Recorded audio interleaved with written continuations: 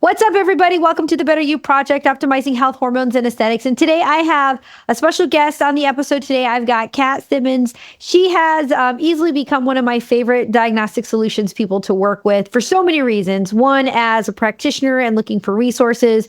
Two, she's super, super smart, really big into education. And not only that, but helping practitioners better serve their patients as far as clinical expertise and helping them interpret the GI map test, which if you've been listening to this podcast for a while, you know we're huge users of the GI map. I find that it is extremely easy to use. I find that the team at DSL is super helpful. And I think their webinars are great. So looking for always education and resources, especially resources that are very consumable as far as bite-sized pieces of information and then how to take that and digest it into clinical practice. So Kat is a registered dietitian nutritionist who has spent most of her career in functional laboratory diagnostic space. Her educational background includes a dual appointment in exercise physiology as well as dietetics with a master's degree in metabolic physiology. So this episode is going to be super good for her because we're digging into metabolic stuff. She has a decade of experience in advanced laboratory interpretation, education, counseling, in addition to clinical practice. She takes a functional and integrative approach to health with a firm belief in all diseases begin in the gut. Yes, ma'am, they do. Her research interests and passions include insulin signaling, nutrient metabolism, as well as weight loss physiology. She is also certified in diabetes care as well as an education specialist. In clinical practice, Kat specializes in cardiovascular prevention, sports performance nutrition, gluten sensitivity, celiac, autoimmune nutrition, the gut-brain connection, and of course, all the things related to digestion. This is definitely her wheelhouse, her niche, and so I'm so excited to welcome her on the episode today. Thank you so much, Kat, for joining us. And I'm ready to dig in. All right. Thanks for having me. I'm excited about this. Yes.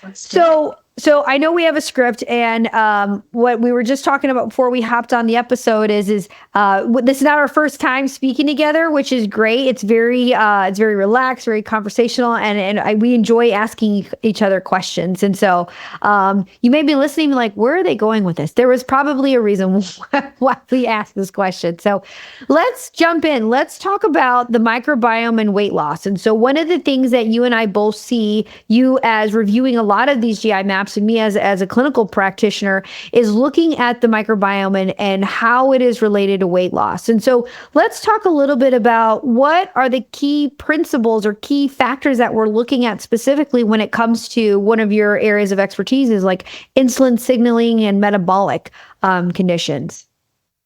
Yeah. So, I started in cardiometabolic lab testing. That's how I got into the lab game to begin with. And so, I started, looking at advanced lipids, CRP, inflammation, and that really is the name of the game. But I've really kind of narrowed into this niche of gut health. And the GI map's an excellent tool. We use quantitative PCR to analyze the gut ecosystem, which that's what it is. We're looking at an ecosystem, a collection of organisms, bacteria, fungi, yeast, parasites, et cetera, combined with intestinal health proteins.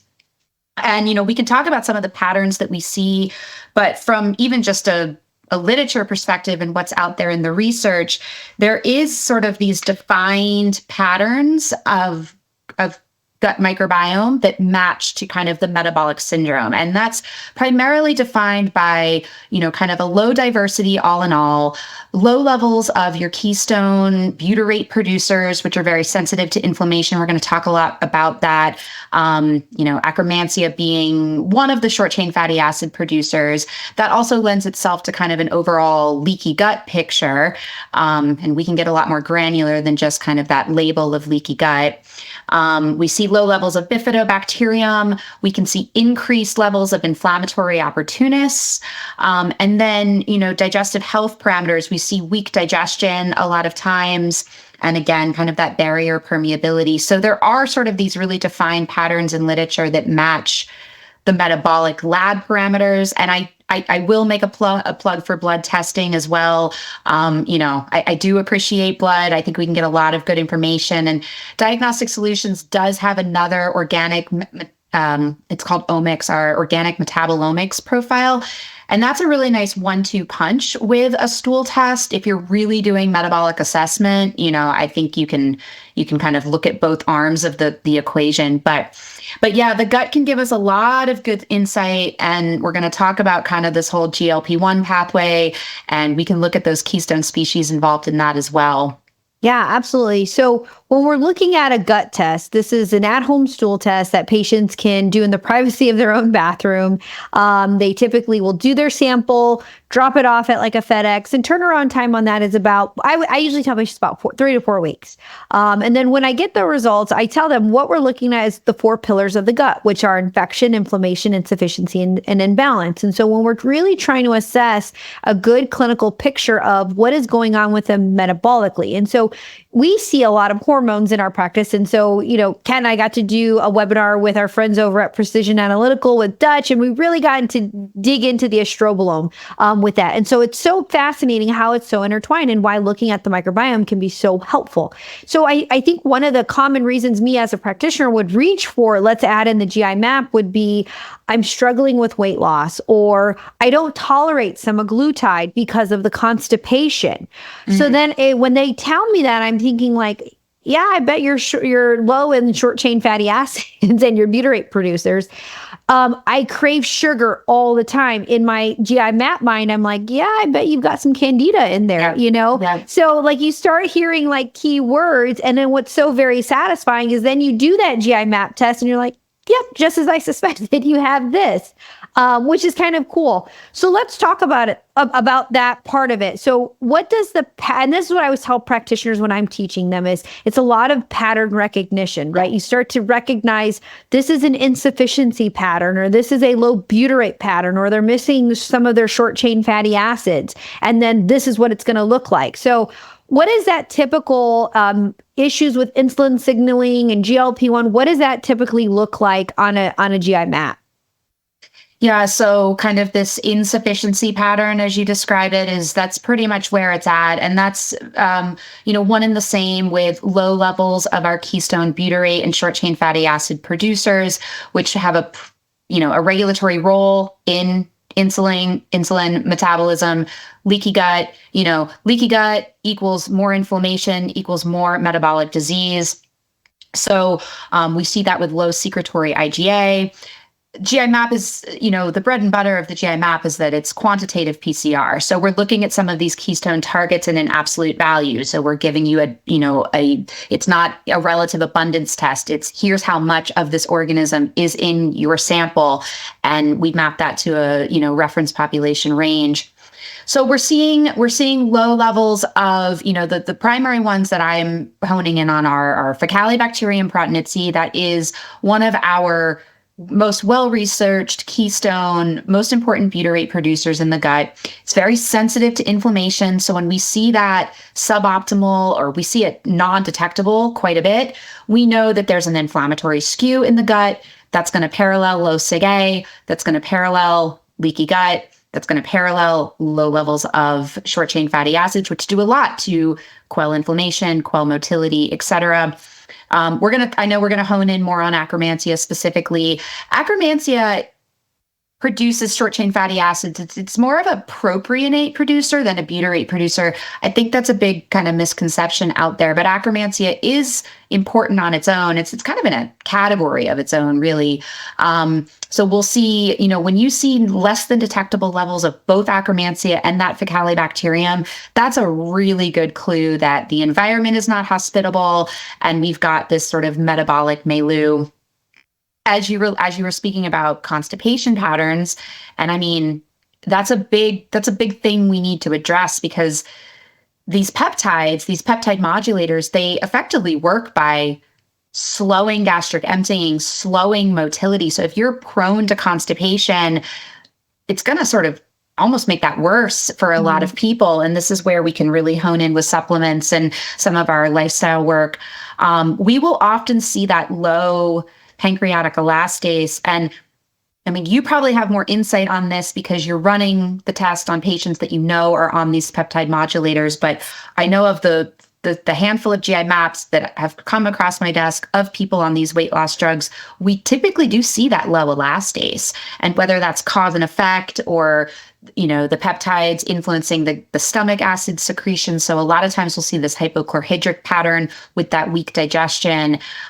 So we put it all together, and that's where we can get really crafty with some of our supplement protocols when it comes to ameliorating some of these side effects of the drugs. Yeah, absolutely. Yeah. With akromansia, one of the biggest things that I talk about it with patients is, just as you mentioned, leaky gut or gut permeability, is that akromansia can be great for building the mucin production. Yes. So we're building a very nice, I call it it's like we were talking the wall in the Game of Thrones. We're building this like wall up to protect all of the bacteria that's in there to prevent it from doing something called translocation. So translocation is where we've got bacteria in a spot that doesn't belong there. And so we see that a lot with something like SIBO, so small intestinal bacterial overgrowth, where you've got bacteria that has maybe migrated up into the small intestine. And that can be something like a Methanobacter, where it if you're not eliminating regularly, it's just going to stay, and then it's going to translocate. And so increasing things like akromansia can help the mucin production, which helps protect that lining of the wall. The other kind of cool thing with building that akromansia level is that it can also serve as an anti-inflammatory in the microbiome. And so when we think about our autoimmune patients, I always say, with autoimmunity, I know you have a gut issue. And they're like, well, I don't have any symptoms. I'm like, you do, you just don't know it yet. Because when you have the manifestation of autoimmune issues, you have some sort of gut permeability, whether you want to believe it or not, or we can just get the GI map test and I can tell you what's wrong with it. But that is a huge, huge trigger of inflammation when you lack that akromansia. The other thing is that just as you'd mentioned, is signaling some of that insulin sensitivity pathway. It's very fascinating, and I know more so recently and this is not like a commercial for them, I don't get paid to say this, but there is a company called Pendulum, and they have made a akromansia probiotic. And what's been great with these GI maps that we're getting back is when I see that they're lacking in akromansia, I'm like, okay, we got to increase your fiber. We got to increase your insoluble fiber. And then we're also going to add in a little bit of akromansia to kind of seal the deal to kind of help with that. The fascinating thing on the clinical side that I've seen is when we incorporate akromansia, they crave less sugar. They start to see the benefits of, I'm actually not as hungry, or I don't crave carbs as many. So looking at it from a clinical perspective of peptides, let's say we have a patient and they have achieved their weight loss goal. Do I stay on this forever? What are my options? And that's where I think incorporating things like an akromansia can be helpful, as well as utilizing things like berberine. Berberine is also another common thing that I will use on the weaning process off of a GLP-1. And I always tell patients, please don't stop it abruptly, because we need to titrate, just as I've titrated you on it, I have to titrate you off of it as well. Yeah. As far as some of the other patterns, we talked about the insufficiency dysbiosis. So insufficiency dysbiosis, if you are a patient and you're listening, what that means is that you are lacking certain beneficial bacteria in your microbiome. What are the ways, Kat, like besides just putting them on the akromansia probiotic, that we can help natural production of akromansia? Yeah, so good question. And I just want to piggyback on what you were saying about its role in the mucin layer, right? So akromansia, everyone knows it as akromansia, but the species of interest is Akromansia mucinophilia. Mucinophilia means mucin lover in Latin. So the role of this organism is it actually degrades mucus, but that's a good thing. Its job is to keep that mucin layer fresh, for example. And that mucin layer is a big part of that cell barrier. It's not just about tight junctions and zonulin. This mucin layer is critical. And I think the Pendulum probiotic is a really hot topic, and I've seen some good results. Just like any probiotic, I don't think just taking a pill is going to help. You also have to nourish the environment for that mucin layer. So we do that with certain amino acids, things like glutamine. You mentioned fiber in the diet, which we should talk about that more, because, like you said, these peptides, they're suppressing appetite and they're slowing motility. And so we're kind of doing this delicate teeter-totter with decreasing someone's satiety, which is awesome because it does help control cravings. And I mean, there's some really interesting research on these drugs being used for addiction behaviors, which is really fascinating. Like it really taps into those satiety centers of the brain. But that being said, people just aren't feeling hungry and people are just not eating as much. So, you can get away with eating Lay's potato chips and achieving your weight loss goals, which, sort of makes me cringe, but also sort of makes me happy at the same time. So yeah, increasing akkermansia. So supporting those nutrients, those amino acids, polyphenols. I feel like polyphenols don't get a lot of cred. Polyphenols are essentially your deep colors in the diet, right? So like that whole concept of eat the rainbow, those are your polyphenols. And akkermansia particularly thrives on the reds and the purples and the blues. So that kind of cyan spectrum. Pomegranate and cranberry have the most research behind them. So you can do cool things with, certainly supplements and powders, but you can do cool things like adding dried cranberry to gluten-free baked muffins or something like that, so really pushing those polyphenols. And for people that are not as tolerant to fiber in the diet, a lot of times I'll push those polyphenols even over, over the fibers, because fibers can be aggravating. That's a big topic in and of itself. But I would say too, one polyphenol that I really like to use is like green tea, because EGCG. And then not only that, I think about, again, going down that hormone pathway, that 4-OH detox pathway. That's a great option. And green tea doesn't have any additional calories in it. No, and it's a completely reasonable lifestyle addition, right? Like green tea is very palatable. I was doing some Parkinson's research yesterday, and there's a mounting amount of evidence with EGCG in that condition as well. H. pylori can help regulate H. pylori levels. So yeah, I'm all about that also. Yeah. No, that's great. Looking kind of into, we talked a little bit about side effects. So going into, if you've been living under a rock, let's just talk quickly. What is a GLP-1? So GLP-1 is, it is a peptide, which is an amino acid. It acts on the pancreas to help slowly secrete the slow release of insulin. And so it brings down insulin. Just as you said, it actually acts on the hypothalamus of the brain, which is where cravings and where like pleasure and addiction can actually come from. So some of our best cases, you had mentioned addiction, we've had patients come off of their wine addiction, their nicotine addiction by utilizing semaglutide in combination with something called low-dose naltrexone, which that can be super helpful. What's interesting is that it can also be very helpful in, here's my favorite that I've recently kind of like, oh, damn, that worked really well, is my celiac patients who they follow a gluten-free diet, but semaglutide for some reason, and I've talked with lots of practitioners like, why might that be? Is that they feel so much better on semaglutide with celiac disease, that their bloating is down and like their blood levels of certain nutrients are up. And so I was thinking about that. And is it because it's slowing down that gastric motility?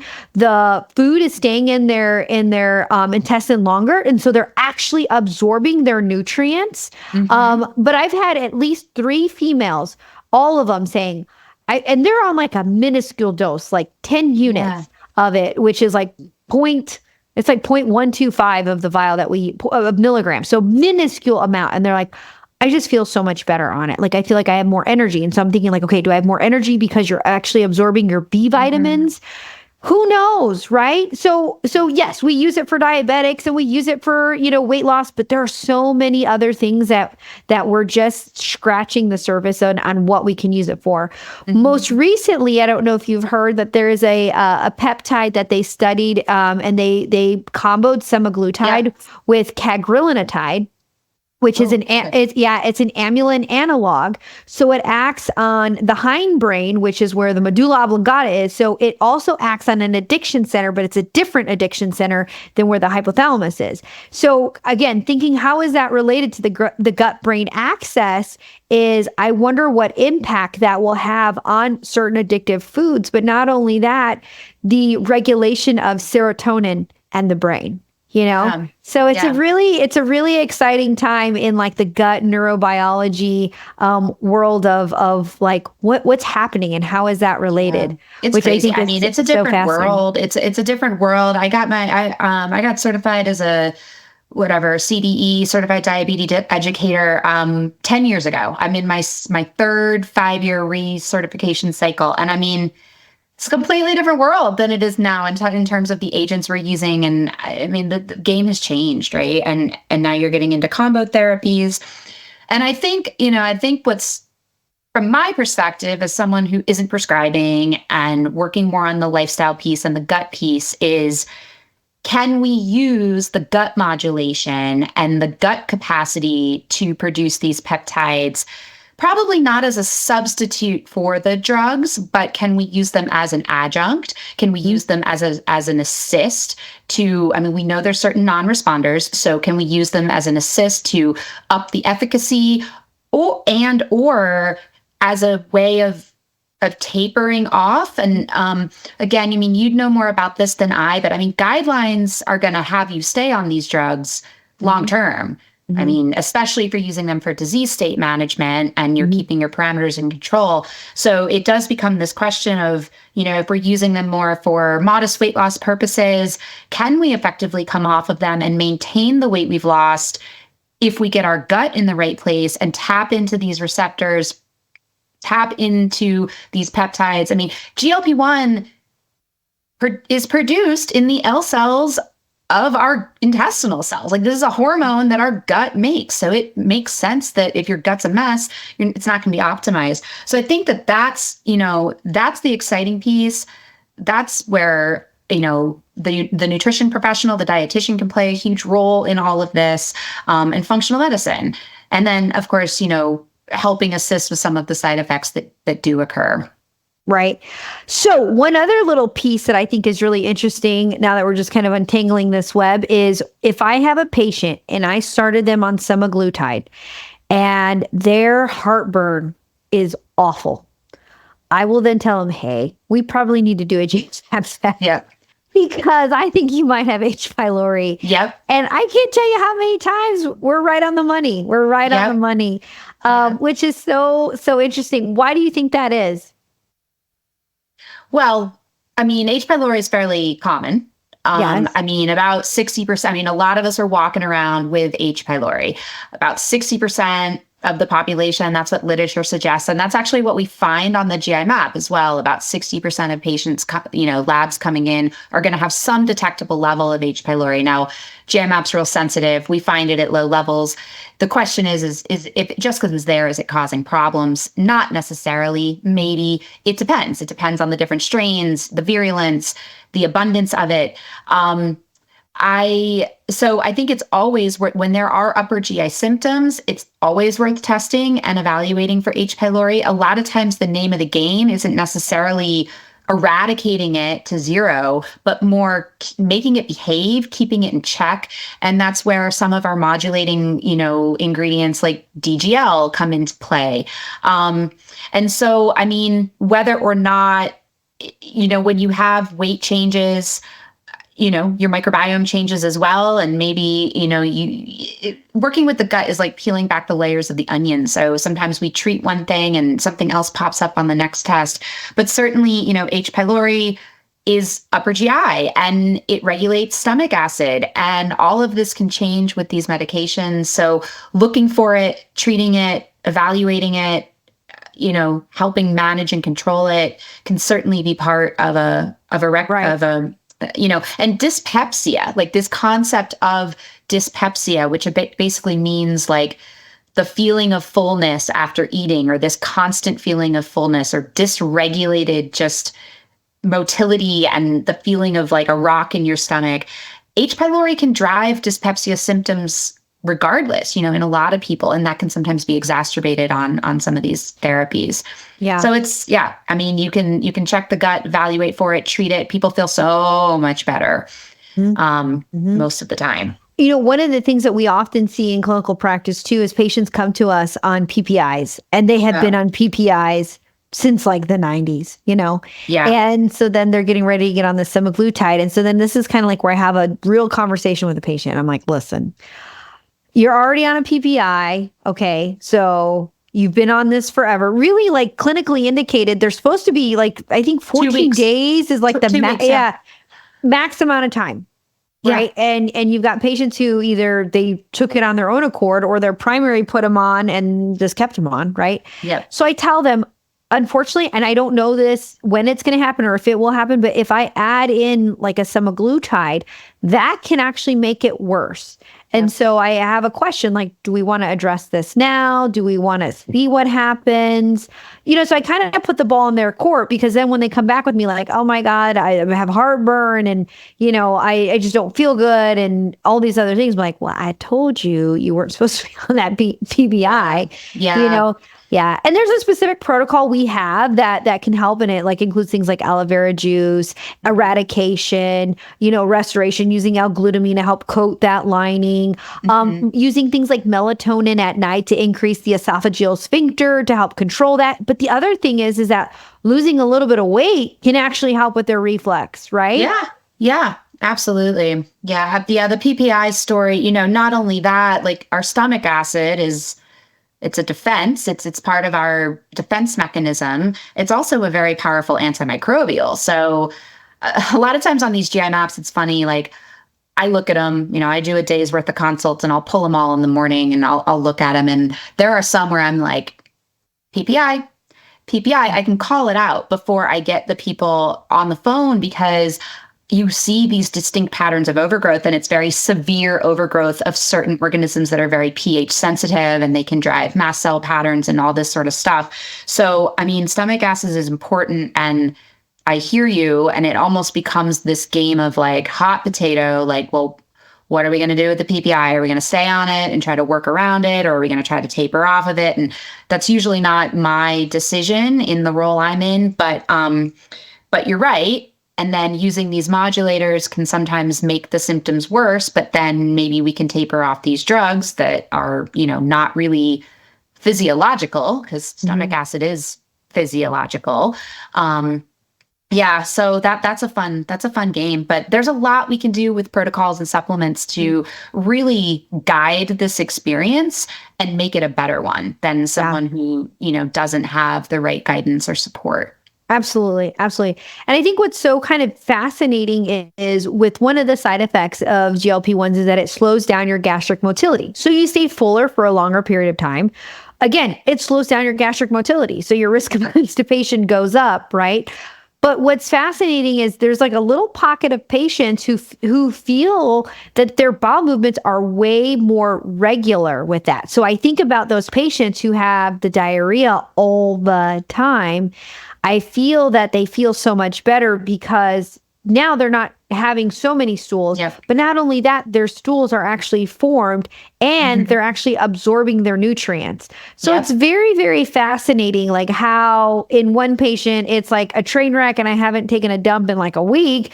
And then you've got your other patient, like, I'm going every day and this is the best thing that's ever happened to me. Yeah. So well, it probably depends on where they fall in that spectrum. I mean, like your celiacs, like you describe, I mean, celiac is a malabsorptive condition that oftentimes presents with loose, frequent stools and thus malabsorption. So if you slow that down, better absorption of nutrients, like you said, it makes sense. I think it kind of depends on how you trend at baseline and then what happens. I mean, if you're someone who's going to trend towards constipation to begin with, potentially this could, make things worse or compound that. So we just kind of have to work around it with, the herbal programs that we have in our pocket, which is nice. Yeah, absolutely.